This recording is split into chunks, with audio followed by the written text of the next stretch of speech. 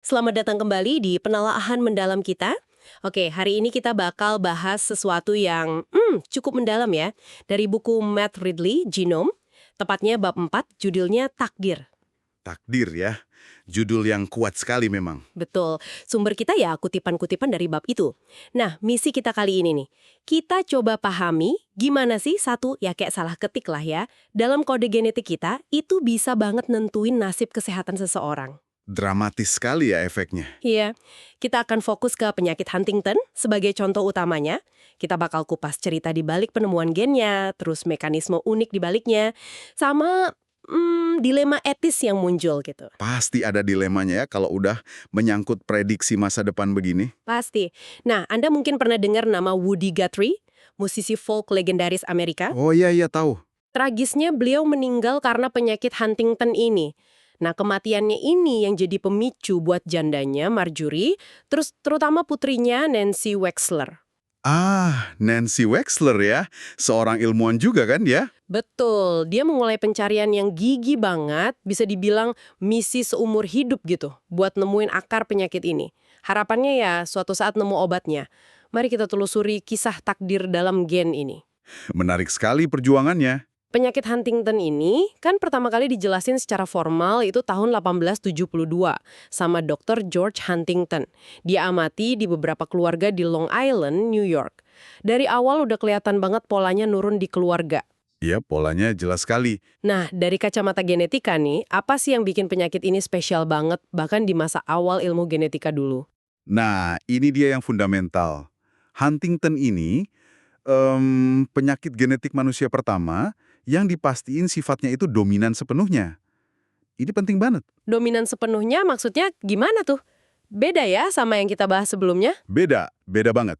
Kalau kayak alkaptonuria, kan resesif, butuh dua salinan gen mutan.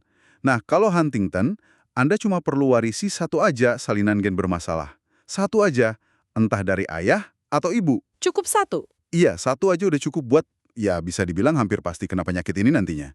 Jadi kayak takdir genetiknya udah terkunci gitu.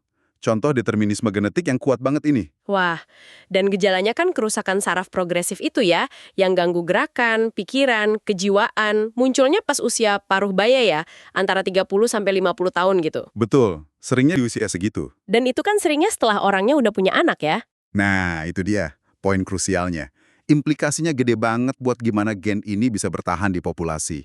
Iya ya, jadi kayak seleksi alamnya agak tertipu gitu ya, nggak sempat nyingkirin gen ini. Tepat sekali. Itu salah satu paradoksnya Huntington. Karena gejalanya muncul setelah usia puncak reproduksi, ya seleksi alam nggak banyak berperan. Orang keburu nurunin gennya ke anak-anaknya sebelum dia sendiri sakit parah. Jadi pertanyaannya, kenapa mutasi seburuk ini bisa bertahan ya? Itu dia pertanyaan evolusioner yang menarik.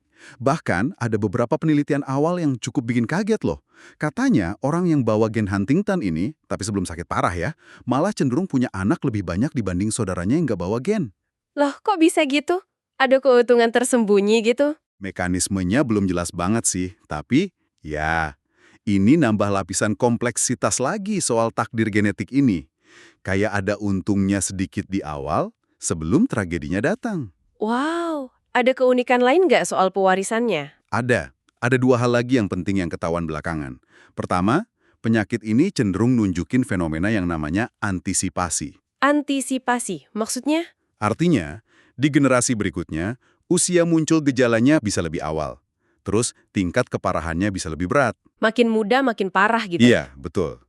Terus, yang kedua, antisipasi ini sama kecenderungan penyakitnya jadi lebih parah. Itu lebih sering kelihatan kalau gennya diwarisin dari ayah, bukan dari ibu. Oh, dari ayah lebih kuat efeknya. Kelihatannya begitu. Dan ada lagi, usia ayah pas pembuahan juga kayaknya ngaruh. Makin tua ayahnya, makin besar kemungkinan mutasinya tambah parah di anak. Ini semua petunjuk-petunjuk yang awalnya bikin bingung sebelum gennya ketemu. Oke, balik lagi ke Nancy Wexler. Dia kan tahu punya resiko 50% warisin gen dari ibunya. Tapi dia nggak pasrah gitu aja ya. Justru itu, dia nggak terima takdir. Dia malah terdorong buat ngelawan. Padahal di masanya itu, nyari satu gen spesifik di antara miliaran kode DNA itu dianggap, wah hampir mustahil lah. Tapi dia nekat ya. Tekadnya luar biasa. Banget. Tekadnya itu jadi mesin penggeraknya. Perjalanannya ke Venezuela tahun 1979 itu jadi titik balik penting banget. Venezuela? Ngapain dia ke sana?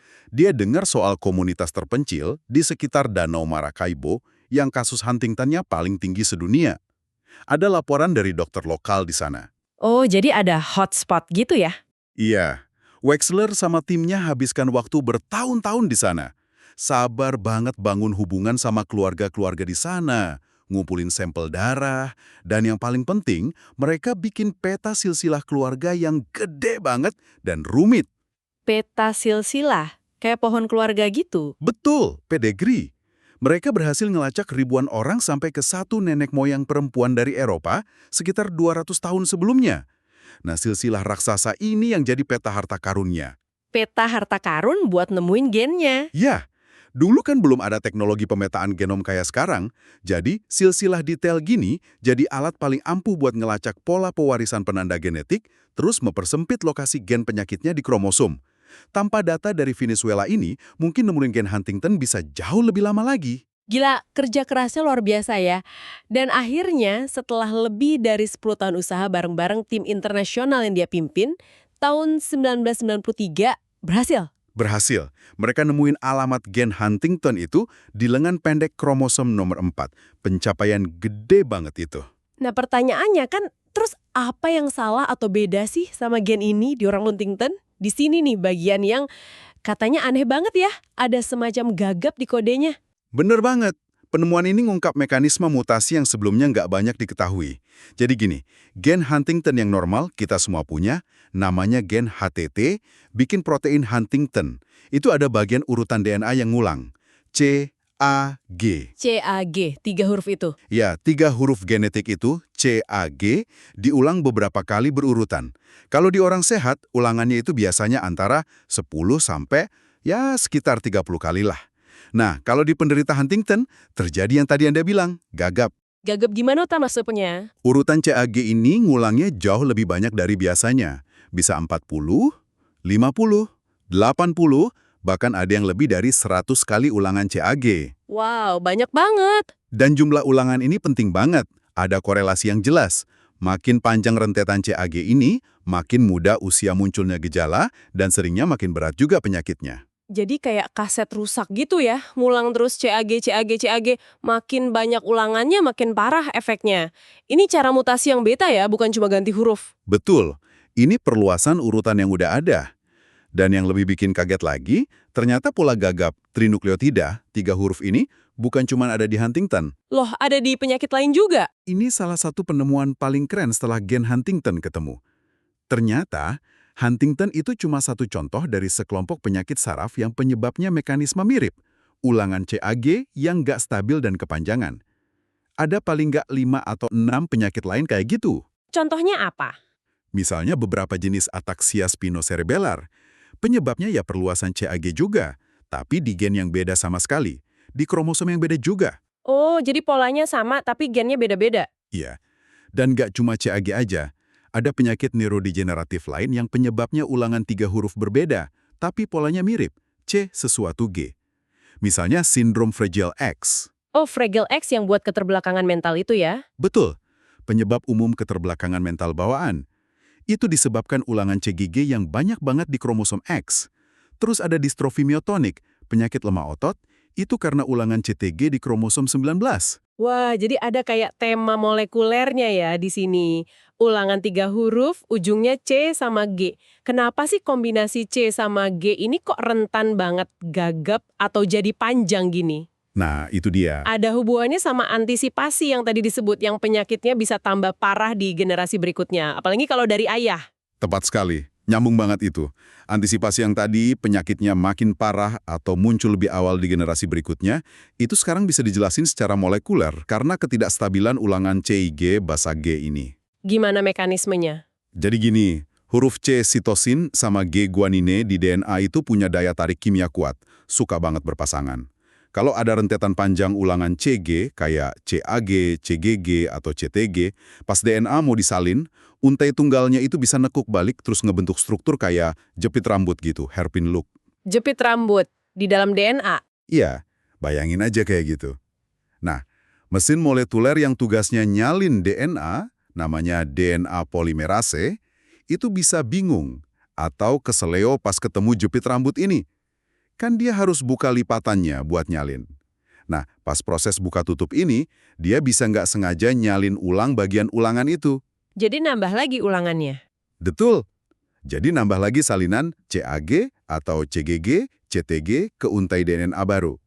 Itu dia mekanisme perluasan ulangan dan fenomena antisipasi. Makin panjang ulangannya, makin gampang nekuk jadi jepit rambut, makin nggak stabil, dan makin besar kemungkinan nambah panjang lagi. Dan kenapa lebih sering dari ayah? Nah, proses ini tampaknya lebih sering terjadi pas pembentukan sperma pada pria.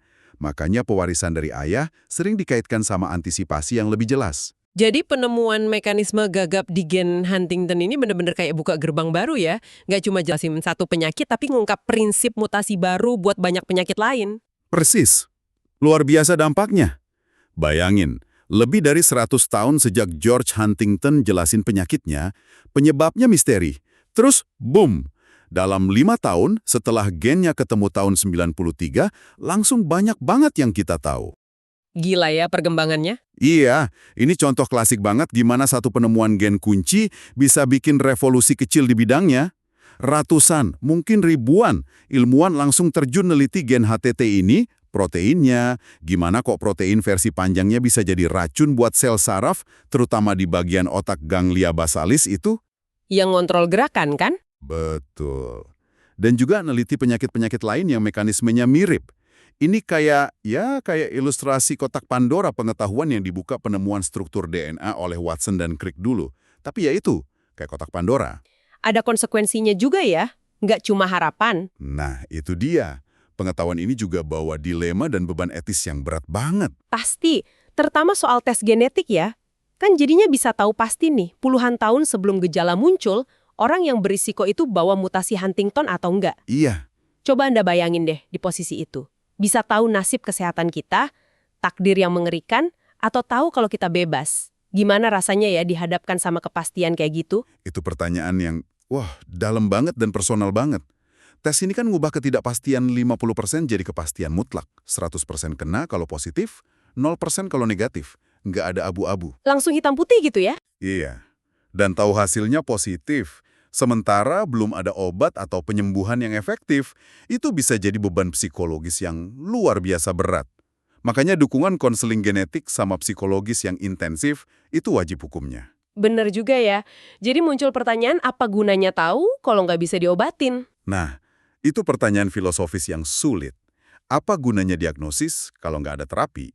Kayak kata Nancy Wexler sendiri, ngasih tahu orang kalau dia ditakdirkan bakal ngalamin penurunan fungsi parah 5 atau 10 tahun lagi tanpa bisa nawarin harapan sembuh, mungkin itu bukan kebaikan juga. Pengetahuan bisa jadi kutukan. Dan di sini ironinya kisah Nancy Wexler ya. Setelah dia berjuang mati-matian nemuin gen ini demi bantu keluarganya dan orang lain, dia sendiri sama saudara perempuannya Alice yang juga punya risiko 50%, Mereka milih buat nggak tes. itu dia, mereka milih nggak tahu. Milih hidup dalam ketidakpastian daripada hadapin kepastian takdir mereka. Sampai dibikin buku kan sama Alice soal pergulatan ini, Mapping Fate. Keputusan mereka itu nyentuh banget ya. Dan nunjukin periode transisi yang agak canggung dan sulit di genetika medis. Masa di mana kemampuan kita prediksi penyakit udah jauh ninggalin kemampuan kita buat mencegah atau ngobatin. Jadi kayak tahu masalahnya, tapi belum tahu solusinya ya. Kurang lebih begitu. Pilihan mereka itu nunjukin konflik antara haus akan pengetahuan sama pencarian kebahagiaan atau ketenangan batin.